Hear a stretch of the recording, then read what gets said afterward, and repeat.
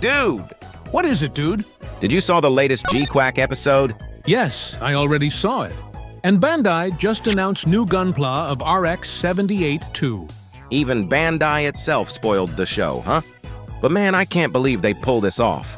This month episodes are so peak, such as the return of Lala Soon, Kycilia assassinate Giran, or existence of original Gundam. I can't wait to see next episode. I'm sure everyone hyped for it. Well, I'm not hyped for it at all. Who the heck is Lala Soon, and why is she so important to the story? And who is Kycilia and Giran? Why do they become important characters all of a sudden? Oh, you must be a newcomer. What? No, I'm not a newbie. I already watched so many Gundam series.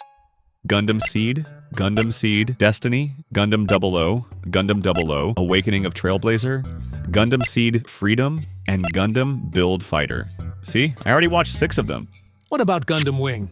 That show is so unrealistic, I don't like it. If you said Gundam Wing is unrealistic, I don't have to ask about G Gundam. What about The Witch from Mercury? I hate Yuri anime, so I don't watch it. What about Iron-Blooded Orphans? Most people said that the show is trash, so I don't watch it. Well, you should start watching the original TV series Mobile Suit Gundam from 1979. Nah, I'm not gonna watch 43 episodes of anime. Dude, Gundam Seed and Seed Destiny literally have 50 episodes each. Because I watched it as a kid, and also I can rewatch them with the special edition. Then you can watch the trilogy movie version of the original. It's the compact version of the TV series. Nah, I don't want to watch it. The art style is so ugly. How about playing video game? SD Gundam G Generation Eternal. I don't play mobile games. Man, I wish they port Dynasty Warrior Gundam to the current console or PC. I try watching Gundam Hassaway, Gundam Unicorn, and Gundam Narrative, but they keep mentioning character and event from original series. Seriously, why is it necessary to watch the original Gundam to know all this? Most people always told me to just go watch the original Gundam. But of course, I don't want to waste my time watching an ugly art style anime for 3 to 6 hours in order to enjoy Gundam. So I came to ask you guys. Well, it's because there is too much information to tell.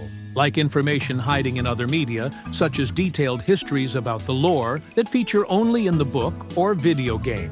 So most people recommend that you experience them yourself. Gundam franchise is unlike other shonen anime that we can know the basic of world building by watching a few episodes. Look like original Gundam is not for me then. Okay, leave it to us. We will simplify it for you. Can we do that? Don't worry, I will make it so that even a baby can understand Gundam. But sure, some information may not be accurate. So if we said something wrong, you guys in comment section can correct us. Okay, let's get to it.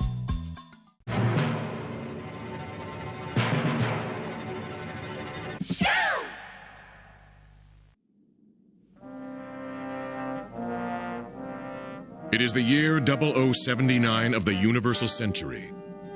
A half-century has passed since Earth began moving its burgeoning population into gigantic orbiting space colonies.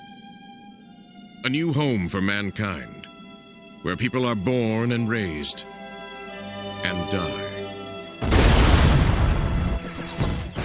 Wait, what the heck just happened? What are these battleship fighting?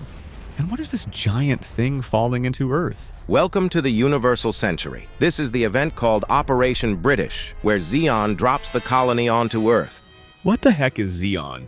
Let's start with the setting. In the Universal Century, humans build a space colony and live in space, but there are also people who are still living on Earth. Earth people were called Earthnoid, and space people were called Spacenoid. And there are 2 major military groups. The Earth Federation fighting for Earthnoid, and Principality of Zeon fighting for Spacenoid. Zeon and Federation? Oh, so they are like the Earth Alliance and Zaft and Gundam Seed? Is there a third neutral party like Orb? No, original Gundam is a lot simpler than Gundam Seed. There are only Federation and Zeon fighting each other. Why Federation and Zeon fighting? It's a really long story. Spacenoid was under the government of the Earth Federation for so long, and Spacenoid was treated badly by Earthnoid. So Zeon Zum Dae-kun announced the independence and created the Republic of Zeon. After that, Zeon Zum Dae-kun suddenly died. So Degwin Zabi, who seems to be Zeon Zum Dae-kun's best friend, took over the Republic of Zeon and renamed it as Principality of Zeon. because Zeon Zum Dakin's death made Space Noise angry. So Space Noid joined Principality of Zeon and they started an Operation British, where they hijack a space colony and crash it into Earth for retaliation against Earth Federation. You can looking for more detail about it in Gundam prequel movie Mobile Suit Gundam The Origin. This is Giran Zabi. He is Supreme Commander of Zeon. He conspired with his father Degwin Soto Zabi to assassinate Zeon Zum Dakun, so he can incite Space Noid to fight with Earth Noid and the Federation. Oh, I see. So Giran and Degwin are big bad guys. That's right. Both Giran and Degwin will play an important role near the end of the story. This is Kycilia Zabi. She is the daughter of Degwin. That make her a sibling of Giran. She hates Giran because Giran is evil or something like that. I remember her from G-Quack. She is the one who killed Giran with poison. Yes, but that is what happened only in G-Quack. What do you mean? Let's talk about it later. There are 3 more members of the Zabi family that will be in the main plot, but I will talk about them later. Now you know the basic setting of the One-Year War and Zabi family. Let's begin our story. In the year Universal Century 0079, 8 months have passed since Zeon began fighting with the Federation. Why do they have to begin the story after 8 months? Because in those times, Federation didn't have any mobile suits to fight Zeon. However, Federation have a mobile suit development in secret. This is a space colony called Side 7. This place is the home of our protagonist, Amuro Ray. Side 7? Are there side 1 to 6? Yes, there are 7 colonies in the Universal Century. They are scattered in different locations around the Earth orbit. Colony Side 2 is the one Zeon use in Operation British. We will not count Side 8 that was featured in G-Savior. What is G-Savior? Trust me, you don't want to know. Introducing Char Aznable, an ace commander of Zeon. He is a main antagonist and the most iconic character of this franchise. I saw this guy in G-Quack. I'm curious why Char Aznable have to wearing this stupid-looking mask. It's make him look like discount Darth Vader. Actually, he is hiding his identity for something important. He hide his identity for what? We will tell you later. Char sends his minion with a Zeon mobile suit called Zaku to infiltrate and collect some information about the Federation's new mobile suits that was kept in the Side 7. They look like Zaku and Gundam Seed Destiny. This is the original Zaku, my friend. However, one of Char's minions named Jean defies an order and begins an attack on the colony in an attempt to destroy Federation's mobile suit. Amuro Ray, our protagonist, has met with the mobile suit called Gundam while he is finding an escape route for other civilians.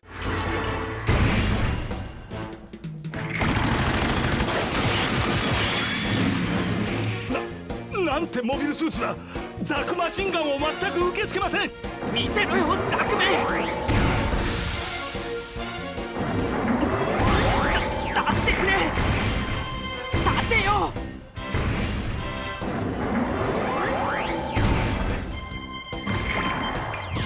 Amuro pilots a Gundam and defeats Zaku. Wait, this is different from what I saw in G-Quack. I remember Char Aznable is the one who got to pilot the Gundam. Because that is what happens to another timeline. What? Maybe you should go watch Madoka Magica and Steingate. Anyway, Amuro later meets with the new Federation's battleship called White Base. Meanwhile, Char infiltrates Side 7 to collect some information, and he encounters the girl named Sarah Mars. Sayla is one of the important characters who will become White Base crew member. Sarah's real identity is the little sister of Char. They are children of Zeon Zum Dakun. Char real name is Kasval Rem Dakun, and Sayla real name is Artesia Sam Dakun. Oh, I see. She is Char's little sister. But why isn't she on Zeon's side with Char? It's a really long story. You can looking for more detail about it in Gundam prequel movie Mobile Suit Gundam The Origin. Why does everything have to be a long story? Because this is Gundam, my friend. The world of Gundam is really that big. Then Amuro and White Base crew planning to escape to Earth. They have to fight with Char Aznable in his red Zaku. Gundam got to use a weapon called Beam Rifle that can shot down a Zaku in one hit. Char really shocked by how powerful Beam Weapon is. Is it really a thing to be shocking? I saw Freedom Gundam shot down 10 of Mobile Suit in 1 second. This is original Gundam, my friend. Unlike Gundam Seed and 00, where they have more than one Gundam. We got introduced to Bright Noah, a young man who got pushed to the position of captain of White Base. because the current captain is injured and dies. When Amuro got to Earth, he refused to pilot Gundam because he didn't want to fight anymore.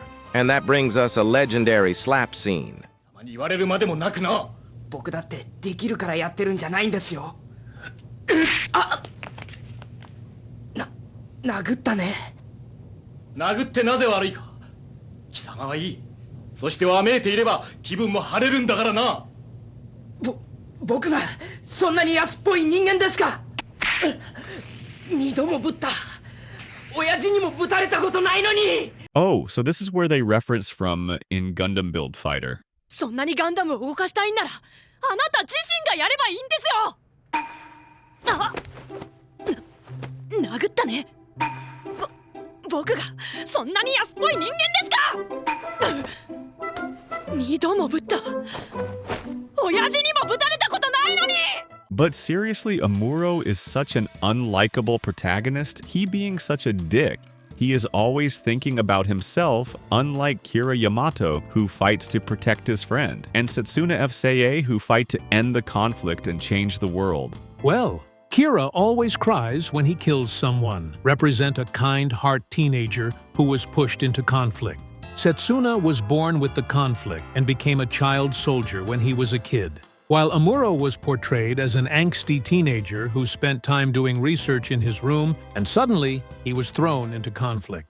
I'm not judging which protagonist is better. It depends on who you like more. White Base then got into a fight with another Zeon commander named Garma Zabi. He is another one of Zabi's family and also Char's best friend. But later, Garma got backstabbed by Char that caused Garma life to end. Why did Char backstab his best friend? Char is planning to assassinate all the Zabi family because Char knows that the Zabi family was behind the assassination of his father. That's why Char was hiding his real identity. So Char wants to get revenge for what Zabi did to his father? That's right. After that, Amuro has to fight with many foes, such as Ramba Ral with mobile suit named Goof. Oh, the guy from Gundam Build Fighter. The Black Tri-Star, the team that pilot mobile suit named Dom. Oh, they also appear in G-Quack. Then White Base crew reaches a military base called Jaburo. Amuro then got to fight Char once again. This time, Char came with his new mobile suit name, Zigok. I also saw this guy in Gundam Seed Freedom. And then White Base crew have to ascend to space once again to commence the final fight with Zeon's army in space and end this war. White Base arrives at Colony Side 6 for resupply. Amuro then got to see Lalar Soon for the first time.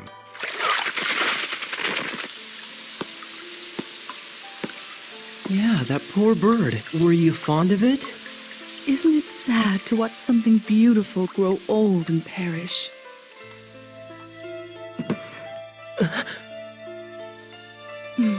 Your eyes are so beautiful.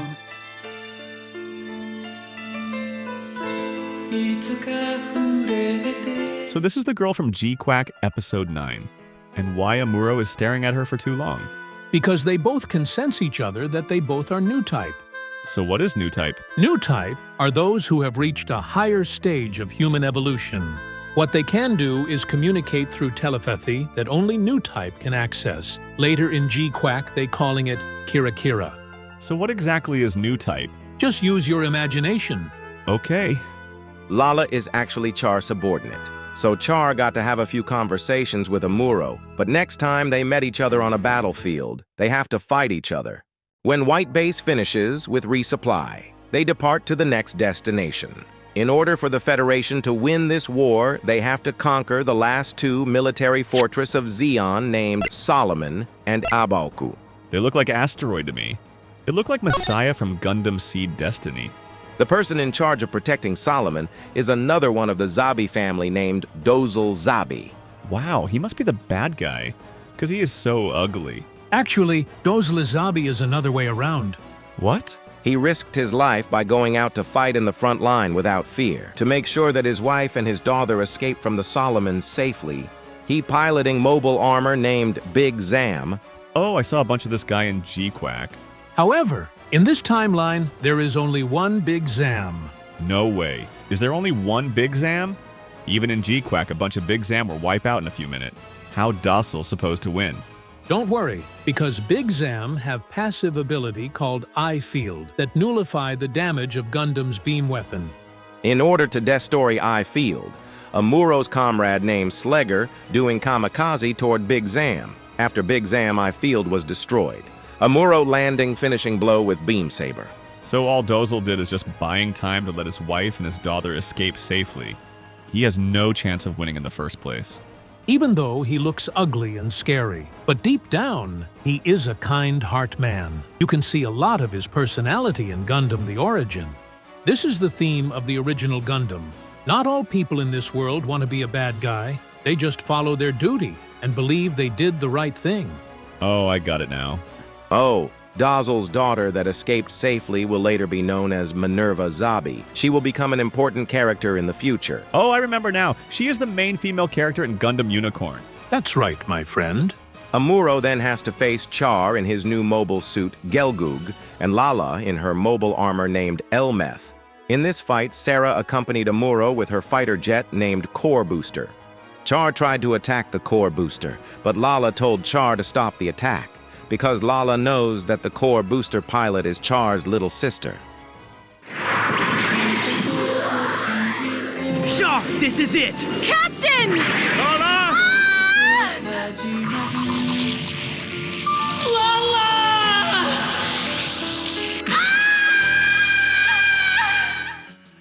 So, Lala soon was killed by Amuro.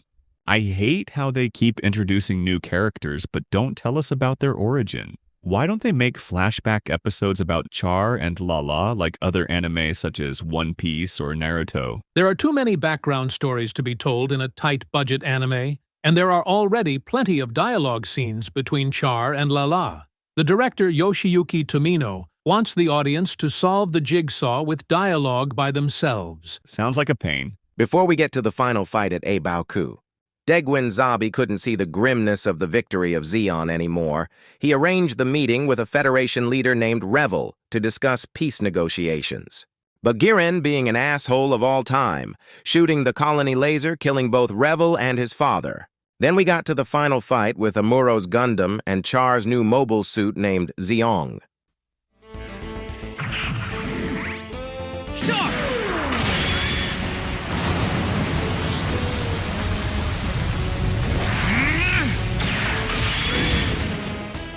It's not over yet! I only lost my main camera!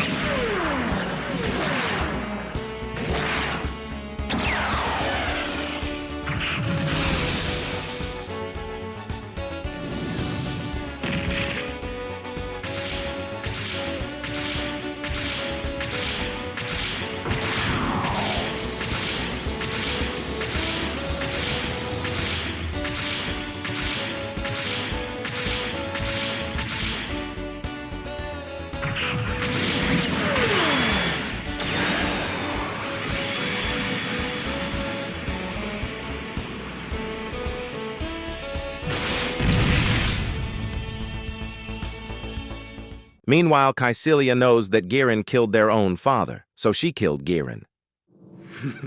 It looks like Dolos's forces will be able to handle N sector. Isn't that nice? You knew that Father was aboard the Great Degwin, yet you had it destroyed along with the enemy ships. Why did you do that? I had no choice. The timing was completely wrong to begin negotiating a peace. But there was no need to take his life, was there, Admiral? That's enough with the jokes. You aren't usually this naive, dear brother.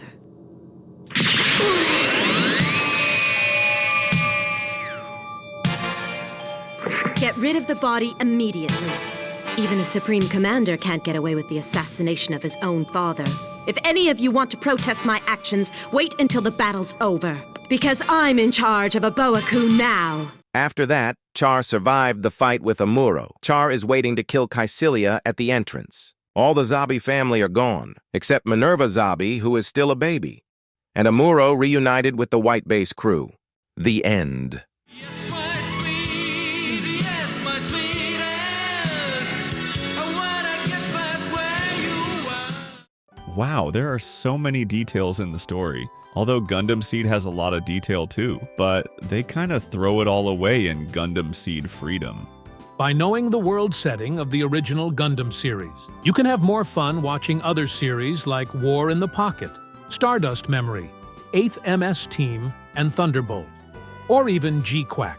Sure, you can watch those series without having knowledge of the original series, but you will miss a lot of detail and references, such as New Type, Solomon, or the 1 Year's War. It's really hard to convince people into watching original Gundam with this much detail. And of course, the original art style does not appeal to modern audiences. That's why most of the audience were into Gundam Seed and 00 more. Why don't they remake the original Gundam series with new art style then? They already did with Gundam the movie Kukuru's Doan Island in 2022, but, of course, that film doesn't sell as well as Gundam Seed Freedom. Also, Gunpla from original Gundam doesn't sell as well as Gunpla from Gundam Seed. At the end of the day, most people will only care about the Gundam franchise for a cool robot or appealing art-style anime character. I agree. I am also into Seeds and 00 because of Cool Gundam 2. I didn't really pay any attention when there were a bunch of politicians talking on screen, because when those series ended, it doesn't matter anymore. Yeah, but it doesn't matter as long as you enjoy this franchise. There will be room for improvement. Maybe some people who hate G-Quack will appreciate the original series more. You're right. Whether you only watch Gundam Seed or Gundam Build Fighter, let's enjoy Gundam together. Wait, you guys still didn't tell me who Basque Omen G-Quack Episode 6 is? Also, what the heck is Cyber New Type? And the most important, what next will happen to Minerva Zabi, who survived from Char genocide? Well, if you want to know, I will tell you when this video gets 1,000 likes. Seriously? Well, do you like the story of the original Gundam series? And what is your favorite Gundam series? Let us know in the comment down below.